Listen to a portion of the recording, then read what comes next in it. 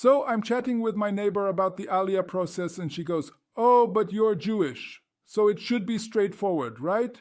And I have to explain that, well, actually, I converted to Judaism 15 years ago, which apparently makes me the bureaucratic equivalent of a complicated tax return. Because being a convert isn't just about being Jewish. It's about being provably, documentably, rabbinically certified Jewish with a paper trail longer than most PhD dissertations. It turns out that in the world of Aliyah applications, there are different tiers of Jewish authenticity, like some sort of religious frequent flyer program. Born Jewish? You're flying first class, mate. Orthodox conversion? Business class? Nice and comfortable? Conservative conversion? Economy plus? Bit more scrutiny, but you'll get there. Reform conversion? You're basically flying standby, hoping there's a seat available and prepared for a lot of questions about your luggage. The first thing I discover is that my beautiful conversion certificate, which I've treasured for 15 years, is apparently just the starter document. It's like having a learner's permit when what you really need is an HGV license. They want to know everything about my conversion, not just that it happened, but who did it, how they did it, when they did it, why they did it, and whether the people who did it were properly qualified to do it according to standards set by people who weren't even there.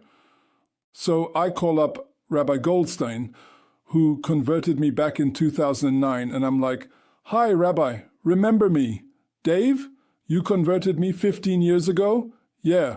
Well, Israel wants a detailed report on the entire process. And bless him. He's lovely about it. But I can hear him thinking, oh great, more paperwork for something I already did a decade and a half ago." The documentation they want is absolutely mental. They want the names and credentials of all 3 members of the Beit Din who oversaw my conversion. All 3, like I was supposed to get business cards from everyone involved. Excuse me, Rabbi.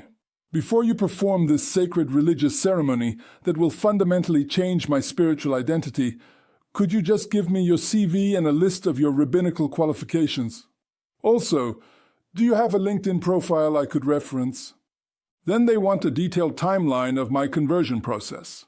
Not just Dave converted in 2009, but Dave began studying in January 2008, attended classes every Tuesday evening from 7 to 9 p.m., studied Hebrew on weekends, read 17 specific books about Jewish theology, attended synagogue services for 18 months, demonstrated proficiency in Jewish law, and finally converted on March 15th, 2009 at 2:30 p.m. during a lovely ceremony where his mother cried and his father asked if there would be sandwiches after. But here's where it gets really bonkers. They want proof that I've been Jewish since my conversion, like documentation that I didn't just convert for a laugh and then immediately go back to my previous life. I need letters from community members confirming that yes, Dave has been consistently Jewish for the past 15 years. He attends services, he celebrates the holidays, he complains about the price of kosher wine, just like the rest of us. So now I'm asking my synagogue friends to write character references for my Jewishness. To whom it may concern, I have known Dave since his conversion, and I can confirm that he is authentically, continuously Jewish. He shows up to Shabbat services, he knows all the prayers, and he brings excellent challah to potluck dinners. His Jewish credentials are solid. The really fun part is when they explain the different acceptance rates for different types of conversions. Orthodox conversions get the VIP treatment. Fast track through immigration, red carpet rolled out. Welcome to Israel. Here's your citizenship and a complimentary falafel. Conservative conversions get the polite nod and a thorough document review. Reform conversions get the full interrogation treatment. So, you say you're Jewish? Prove it. Prove it harder. Prove it with supplementary documentation from 3 additional rabbis. I converted conservative, which puts me in the middle tier of conversion authenticity. It's like having a degree from a decent university, not Harvard, but not a correspondence course either. But they still want to verify that my converting rabbi is on their approved list of rabbis who are rabbinically qualified to make other people Jewish, because apparently not all rabbis are created equal in the eyes of Israeli bureaucracy.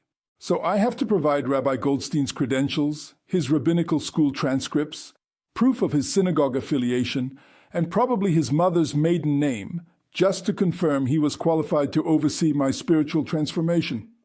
It's like a background check for someone who's already been doing the job for 30 years.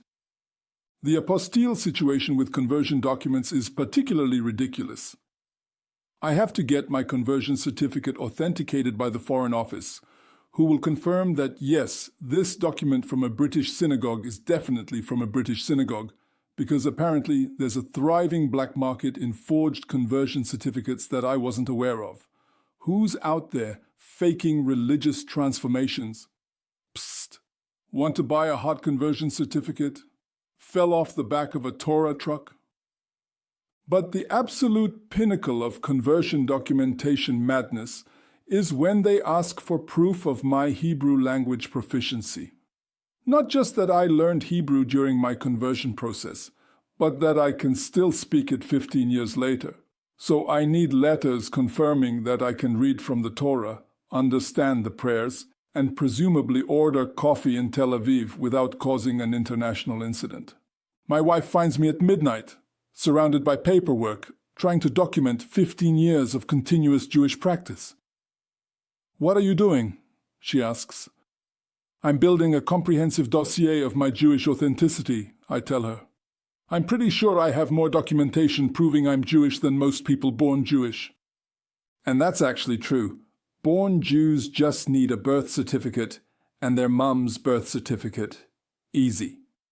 But converts, we need a paper trail that would make the tax office jealous. We're like the overachievers of Jewish documentation. Not only am I Jewish, but I have 17 different documents proving it, all properly apostilled and cross-referenced. The timeline pressure is absolutely mental too. Some documents expire, some don't. My conversion certificate is good forever, but the letters from community members need to be recent. So I'm juggling expiry dates like some sort of religious document day trader. Quick, I need to renew my community testimony before the rabbi's letter expires, but not so early that it runs out before the rest of my paperwork is ready. Then there's the terrifying possibility of rejection. Imagine converting to Judaism, living as a Jew for 15 years, and then having some bureaucrat in Jerusalem go, "We're not entirely convinced your conversion meets our current standards. Have you considered converting again, but more Jewishly this time?" It's like having your degree invalidated because the university changed their curriculum after you graduated. "Sorry, Dave, we know you've been Jewish for 15 years, but we've updated our Jewish requirements. You'll need to retake the conversion exam." My mate Tony listens to all this and goes, "So you have to prove you're properly Jewish to move to the Jewish state." And yeah, that's exactly it. I have to demonstrate that my Jewishness meets current Israeli standards, like some sort of religious quality control inspection. But the really mental part is that if my conversion documentation gets rejected, my options are basically to either gather more paperwork or convert again in Israel. Convert again. Like Judaism is some sort of subscription service that needs renewal.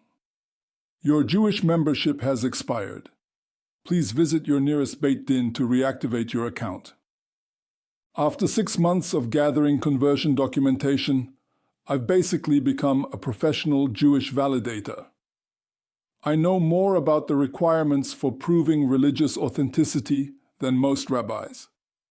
I could start a consulting business. Conversion documentation services will help you prove you're Jewish enough for Israeli bureaucracy. But there's something weirdly satisfying about having such comprehensive proof of my Jewish journey. I'm not just Jewish, I'm documentably, verifiably, internationally certified Jewish. I have a paper trail that traces my entire spiritual transformation from start to finish, all properly apostilled and authenticated. When I finally submit my conversion documentation package, it's about 3 inches thick. Birth certificates, conversion certificates, study records, community testimonies, Hebrew proficiency letters, and a detailed narrative of my 15-year Jewish journey. It's less like an immigration application and more like a religious autobiography with footnotes. Though I do wonder what happens if they approve my conversion documentation, but then find some other issue with my application. Do I get to keep my certified Jewish status for future use? Is there some sort of transfer policy? We regret to inform you that your Aliyah application has been denied, but we are pleased to confirm that your Jewishness remains valid for international use. The whole experience has taught me that being a convert isn't just about choosing Judaism. It's about choosing to be the most thoroughly documented Jew in history. We don't just practice Judaism, we practice it with receipts, all properly authenticated by appropriate religious and governmental authorities. And honestly, after proving my Jewish authenticity to this degree, I feel like I've earned the right to be as Jewish as I want, wherever I want. I'm not just making Aliyah, I'm making Aliyah with a comprehensive religious dossier that proves beyond any reasonable doubt that I am in fact more documentably Jewish than most people born into it. Though next time someone asks me about converting to Judaism, I'm definitely going to mention the paperwork requirements up front. Sure, you can convert, but just so you know, you'll need to keep detailed records of the entire process because someday, someone, somewhere is going to want proof that you did it properly.